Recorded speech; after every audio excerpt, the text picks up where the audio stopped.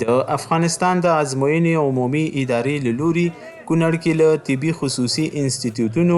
نږدې 1200 فارغ زده کوونکو څخه د وتو یا ایګزیټ ازموینې سربیره د 12 او 14 ټولګیو فارغو 108 دیني عالمانو څخه د سوی د تثبیت ازموینه واخیستل شوه.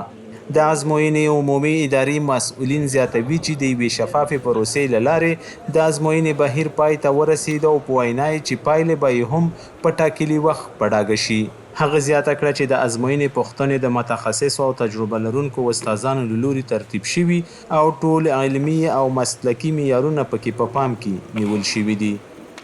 د هغه ورځ څخه چې اسلامي امارت واک ته رسېدلی دی د ازموینې اداره همیشه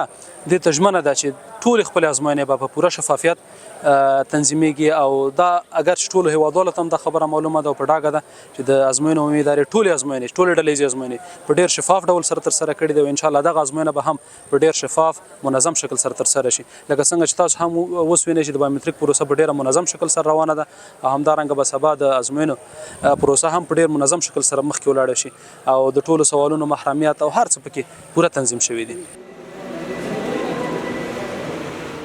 د ازموینې ګډونوال وایي خوښ دي چې د ایګزیټ او د سوی د تثبیت ازموینې بهیر په بشپړ ډول منظم او په شفاف ډول پای ته ورسید. بالاخره دغه د زمونږ د ایګزیټ د ازموینې دپاره مونږ بایومتریک وکړو دغه آی ډي کارت یې راکړلي او د اسلامي امارت په راتګ سره د ایګزیټ په ازموینو کې د کانکور په ازموینو کې ډېرې اسانتیاوې رامنځته شوي دي او همدارنګه په شفافیت باندې ولاړې دي او د اسلامي امارت نه په دې برخه کې منندوی یو او الله دې ورته مزید د دغسې خدماتو او د اسانتیاوو د رامنځته کولو توفیق ورکړي. ایګزیټ ازموینه خو ډېره مهمه ده ځکه همدغه ازموینه ده چې کولی شو موږ خپل فراغت تصدیق یا ډیپلوم ترلاسه کړو او شفافیت خو ماشاءالله دی ډېر په ترتیب سره هلکان هم دغلته یو ښه ترتیب یې جوړ کړی دی شفافیت هم شته نو امیدوار یم چې په خیر سره دغه ورځ پای ته ورسېږي. د ازموینې عمومي ادارې د مسؤلینو په وینا د ټاکل شوي پلاوي په حضور کې به د اخیستل شوې ازموینې پایلې به په شفاف ډول په نږدې راتلونکي کې اعلان ته وسپارل شي.